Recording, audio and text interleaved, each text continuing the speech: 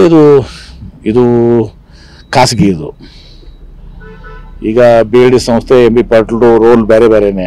ಪರಮೇಶ್ವರ್ ಅವರು ಸರ್ಕಾರದವರು ಗೃಹ ಸಚಿವರು, ಶಿಕ್ಷಣ ಸಂಸ್ಥೆ ಅದು ಟ್ರಸ್ಟ್ ಅವ್ರದ್ದು. ಹೀಗಾಗಿ ಕಾನೂನು ತನ್ನ ಕ್ರಮ ಕೈಗೊಂಡಿರ್ತದೆ. ಅದು ಪರಮೇಶ್ವರ್ ಅವ್ರನ್ನ ಕೂಡ ಮಾತಾಡಿದಾಗ ನಾವು ತಿಳ್ಕೊಂಡು ಮಾತನಾಡಬೇಕಾಗ್ತದೆ. ಸರ್, ಮೊನ್ನೆ ನಡೆದ ಪಾಕಿಸ್ತಾನ ಭಾರತ ಯುದ್ಧಕ್ಕೆ ಸಂಬಂಧಪಟ್ಟಂಗೆ ಸರ್ ಈ ಚಿಟ್ಪುಟ್ ಯುದ್ಧ ಮಾಡಿದ್ದಾರೆ ಅಂತೇಳಿ ಖರ್ಗೆ ಅವರು ಮಾತನಾಡಿದ್ದಾರೆ. ಭಾರತ ಒಂದಾಗಿತ್ತು, ಈಗ ಮೋದಿ ಮೊದಲಾಗಿದ್ದಾರೆ, ನಂತರ ಭಾರತ ಆಗ್ತಾ ಇದೆ ಅನ್ನೋ. ನೋಡಿ, ಇವತ್ತು ಯುದ್ಧದ ವಿಚಾರದಲ್ಲಿ 140 ಕೋಟಿ ಜನ ನಮ್ಮ ಕಾಂಗ್ರೆಸ್ ಪಕ್ಷ ಒಳಗೊಂಡು ತಮ್ಗೆ ಗೊತ್ತಿದೆ. ಮೋದಿಯವರೇ ಇವತ್ತು ತಾವು ಏನೋ ಸರ್ವಪಕ್ಷ ಮೀಟಿಂಗ್ ಕರೆದು ಅವರೇ ಹಾಜರಾಗಿರಲಿಲ್ಲ. ಅವ್ರಿಗೆ ಬಿಹಾರ್ ಚುನಾವಣೆ ಮಹತ್ವದಾಗಿತ್ತು. ಅದಾಗಿನೂ ಕೂಡ ರಾಹುಲ್ ಗಾಂಧಿಯವರು, ಖರ್ಗೆ ಅವರು ಇವತ್ತು ಎಲ್ಲ ರೀತಿಯ ಒಂದು ಅವ್ರಿಗೆ ಸರ್ಕಾರಕ್ಕೆ ಸಹಕಾರವನ್ನು ತೆಗೆದುಕೊಳ್ಳುವಂಥ ಕ್ರಮಕ್ಕೆ ಇವತ್ತೊಂದು ದಿವಸ ಒಪ್ಪಿಗೆಯನ್ನು ಸೂಚಿಸಿದರು. ಇದಾಗಿ ನೋಡಿ ಕೂಡ ವ್ಯತಿರಿಕ್ತ ಹೇಳಿಕೆಗಳು ಬರ್ತಾ ಇದ್ದಾವೆ. ಜೈಶಂಕರ್ ಅವ್ರ ಮಧ್ಯೆ ಒಂದು ಹೇಳಿಕೆ, ಅದು ನಾವು ಮೊದಲೇ ಅವ್ರಿಗೆ ತಿಳಿಸಿದ್ದೀವಿ ಅಂಥೇಳಿ ಒಂದು ಹೇಳಿಕೆ ಇವತ್ತೊಂದು ದಿವಸ ಬಂದಿದೆ. ತದನಂತರ ನಾನು ಹಾಗೆ ಹೇಳಿಲ್ಲ, ನಾವು ಮೊದಲು ಬೇರೆ ಇದರಿಂದ ನಾವು ಮೊದಲು ತಿಳಿಸಿದ್ದೀವಿ ಅಂತ ಮಾತನ್ನು ಕೂಡ ಅವರು ಹೇಳಿದ್ದಾರೆ. ಇದೆಲ್ಲ ಗೊಂದಲವನ್ನು ಇವತ್ತೊಂದು ದಿವಸ ಸೃಷ್ಟಿಯಾಗಿದೆ. ಅದೇನೇ ಇದ್ರೂ ಕೂಡ ಇವತ್ತೊಂದು ದಿವಸ ಕಾಂಗ್ರೆಸ್ ಪಕ್ಷ ಈ ದೇಶಕ್ಕೆ ಸ್ವಾತಂತ್ರ್ಯ ಕೊಟ್ಟಿರೋಂಥ ಪಕ್ಷ. ಆಮೇಲೆ ಬ್ರಿಟಿಷರ ವಿರುದ್ಧ ಹೋರಾಡಿದಂಥದ್ದು. ಹಿಂದೆ ಇಂದಿರಾ ಗಾಂಧಿಯವರು ಪಾಕಿಸ್ತಾನ ಮೇಲೆ ದಾಳಿ ಮಾಡಿ ಇವತ್ತು ಪಾಕಿಸ್ತಾನಕ್ಕೆ ತಕ್ಕ ಶಾಸ್ತಿಯನ್ನು ಕಳಿಸಿದರು. ಅದೇ ರೀತಿ ಇವತ್ತೊಂದು ದಿವಸ ಮೋದಿಯವರು ಮುಂದುವರಿಬೇಕಾಗಿತ್ತು. ಅವ್ರಿಗೆಲ್ಲ ರೀತಿಯ ಬೆಂಬಲ ಕೊಟ್ಟಿದಾಗ ಕೂಡ ಕೆಲವು ಗೊಂದಲಗಳು ಕೂಡ ಸೃಷ್ಟಿಯಾಗಿದೆ. ಯಾಕಂದ್ರೆ ಟ್ರಂಪ್ ಅವ್ರ ಹೇಳಿಕೆ ನೋಡಿರಿ ನೀವು, ಕಾಶ್ಮೀರದಲ್ಲಿ ಯಾರ್ದು ಮಧ್ಯಸ್ಥಿಕೆ ಬೇಕಾಗಿಲ್ಲ. ಇವತ್ತು ಪಾಕಿಸ್ತಾನ ಆಕ್ಯುಪೈಡ್ ಏನು ಕಾಶ್ಮೀರ ಇದೆ, ಅದು ಕೂಡ ಭಾರತಕ್ಕೆ ಸೇರಬೇಕಾಗಿತ್ತು.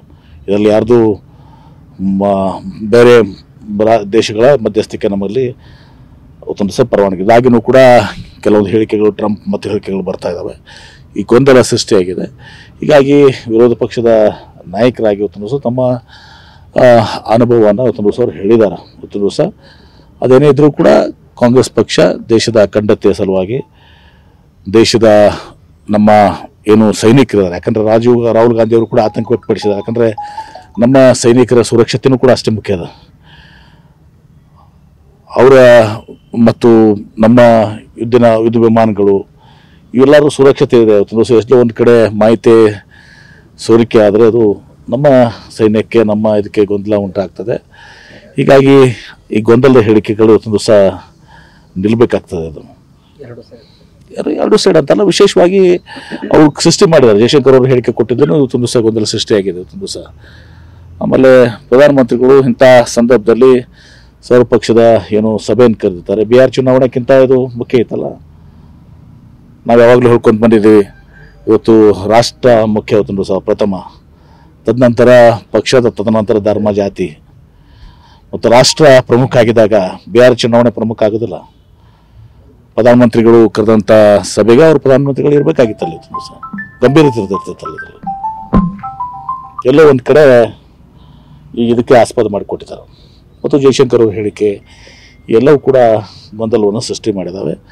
ಆದರೆ ಇವತ್ತು ರಾಷ್ಟ್ರ ಮುಖ್ಯ, ತದನಂತರ ಪಕ್ಷ, ತದನಂತರ ಜಾತಿ, ಧರ್ಮ. ಕಾಂಗ್ರೆಸ್ ಪಕ್ಷ ಯಾವಾಗಲೂ ಕೂಡ ಪಾಕಿಸ್ತಾನಕ್ಕೆ ತಕ್ಕ ಶಾಸ್ತಿಯನ್ನು ಕೊಟ್ಟಂಥ ಇಂದಿರಾ ಗಾಂಧಿ ಅವ್ರದ್ದು ನೋಡಿದಿರಿ, ಯಾವ ರೀತಿ ಬಲವಾಗಿ ಇವತ್ತೊಂದು ದಿವಸ ನಿಲುವನ್ನು ಕೈಗೊಂಡಿದ್ರು. ಆ ರೀತಿ ಎಲ್ಲರೂ ಒಕ್ಕಟ್ಟಿನಿಂದ ಹಿಂದೆ ವಾಜಪೇಯಿ ಅವರು ಕೂಡ, ನರಸಿಂಹರಾವ್ ಇದ್ದಾಗ ಇದೇ ಒಂದು ಇದು ನಡೆದಾಗ ವಾಜಪೇಯಿ ಅವ್ರನ್ನ ಕಳಿಸಿದ್ರು ಇವತ್ತೊಂದು ದಿವಸ ವಿದೇಶಕ್ಕೆ. ಇವತ್ತೊಂದು ದಿವಸ ನೀನೇ ನೋಡ್ತಾ ಇದ್ದೇನೆ ಅದನ್ನು. ವಾಜಪೇಯಿ ಅವ್ರನ್ನ ಇವತ್ತೊಂದು ದಿವಸ ಅಪೋಸಿಷನ್ ಲೀಡರ್ ಆಗಿದ್ದರು, ಅವ್ರನ್ನ ವಿದೇಶಕ್ಕೆ ಕಳಿಸಿದ್ರು ಇವತ್ತೊಂದು ದಿವಸ ಬ್ಯಾಕ್ ಟಾಕ್ಸ್ಗೆ. ಇದು ದೇಶ ಬಂದಾಗ ನಾವೆಲ್ಲರೂ ಒಂದಾಗಿರ್ಬೇಕಾಗ್ತದೆ. ಹೀಗಾಗಿ ಖರ್ಗೆ ಸಾಹೇಬರು ಹಿರಿಯರು, ಇವತ್ತೊಂದು ದಿವಸ AICCಯ ಅಧ್ಯಕ್ಷರು ಮತ್ತು ರಾಜ್ಯಸಭೆಯ ವಿರೋಧ ಪಕ್ಷ ನಾಯಕರು ತಮ್ಮ ಅನುಭವದ ಮಾತುಗಳನ್ನು ಅವ್ರು ಹೇಳಿರ್ತಾರೆ.